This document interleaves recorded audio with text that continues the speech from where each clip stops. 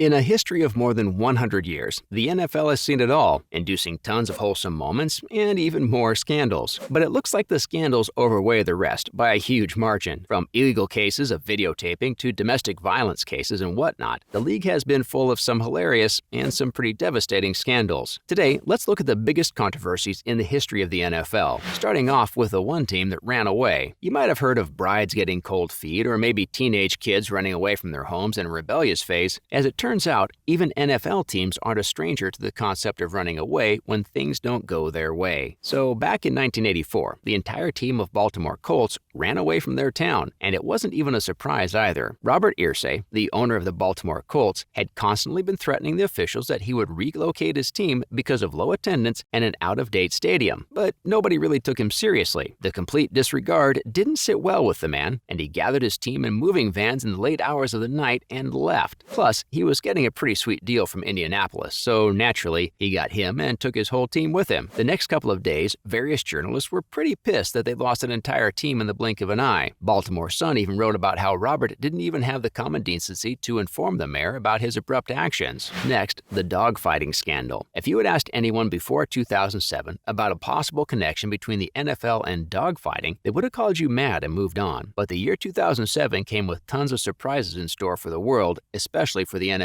fanatics. Here's how it went down. So the Atlanta Falcons star, Michael Vick, was accused of carrying out an unlawful nationwide dogfighting operation via his Bad News Kennels in 2007. The quarterback was accused of extortion, gambling, and the brutal killing of pets. How inhumane is that? But it looks like he wasn't going to be let off that easily. Vick was banned indefinitely by NFL Commissioner Roger Goodell for his cruel and despicable acts. The authorities were also more worried about his activities in sponsoring the betting and his connection with unlawful gambling by the league. And that wasn't even the end of it. He spent 21 months in federal prison after pleading guilty and rejoining the NFL with the Philadelphia Eagles in 2009. After a successful comeback in 2009, he was named Comeback Player of the Year and was selected for the Pro Bowl in 2010. We'd like to think he learned something in those 21 months. Moving on, Spygate. This was an NFL scandal that completely changed the trajectory of the sport and even brought tons of new rules. To give you an idea, this controversy was so saucy that the term Spygate is bound with the incident. Looks like Commissioner Roger had a lot on his hands back then. The man was issuing penalties out left, right, and center. So, in September 2007, he fined the New England Patriots $250,000 and coach Bill Belichick a hefty $500,000 because a club videographer captured New York Jets defensive coaches from an unapproved place during a game a week before. They obviously wanted to get a heads up on how the Jets would be playing, but it looks like all they got out of the entire videotaping scandal was some big, fat penalties. And that wasn't even the whole of it. Roger definitely felt that this was an offense that shouldn't go unnoticed, and so he even made the Patriots give up their first-round draft selection. Sounds cruel, but, well, that's what you get for taping someone without their consent. Plus, even after all this happened, they were literally caught red-handed. Belichick tried to defend himself and save some grace by saying that he kind of misinterpreted the rules. Dude, that's an excuse even worse than saying that your dog ate your homework. How could you, as a seasoned coach, not know that this was wrong? The team's first 3 Super Bowl victories were marred by allegations of cheating, and to be honest, as they should have. But after reviewing the previous evidence, Goodell decided a year later that there was no new material to warrant additional penalties. Also, Bountygate. While these controversies show the dark side of the NFL, one thing is for sure, they're really good at giving names to offenses. A number of Saints were banned as part of the Bountygate controversy, including head coach Sean Payton and defensive captain Jonathan Vilma. But what did they do? Well, we came to know that apparently they were allegedly participating in a really mean scheme by defensive coordinator Greg Williams. What the scheme entailed was that players would be paid or given a certain bounty if they successfully managed to injure other players. Vilma allegedly promised $10,000 to anybody who could knock out Minnesota Vikings quarterback Brett Favre or Arizona Cardinals quarterback Kurt Warner from postseason games in 2009. With all those allegations, Vilma and Payton were suspended for the rest of the year. And that's not all. GM Mickey Loomis and 3 other defensive players were also banned for a number of games. Greggs was first suspended without pay, but he was eventually reinstated. deflated. And in all that chaos, Joe Vitt was chosen interim head coach in Peyton's absence. But the NFL later punished him too for failing to act despite knowing that the bounty scheme was in its full swing. Now, how do you feel about another gate?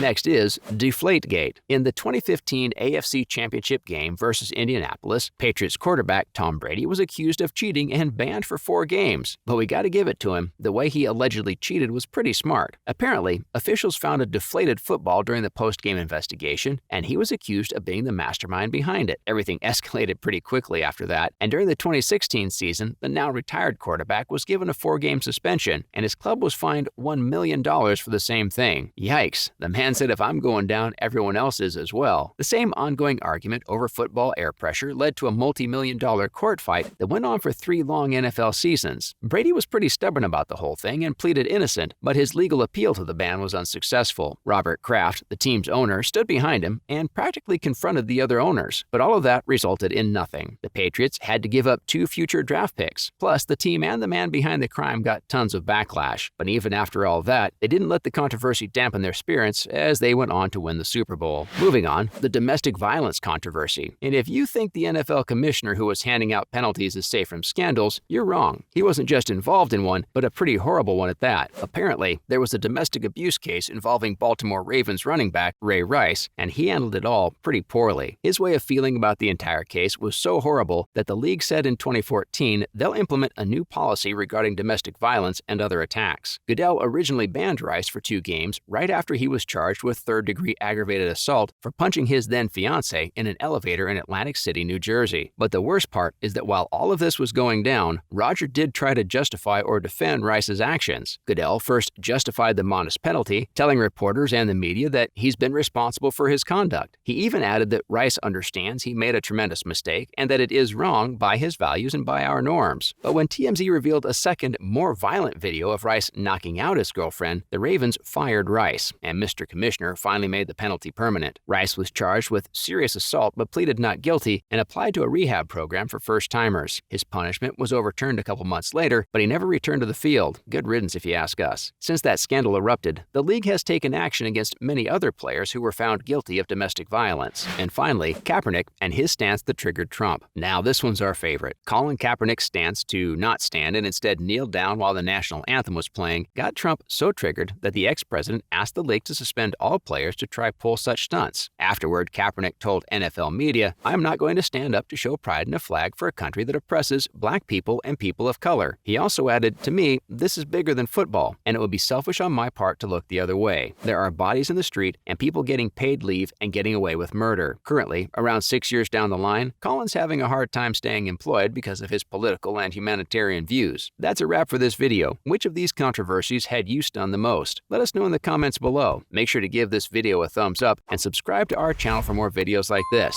See you in the next one.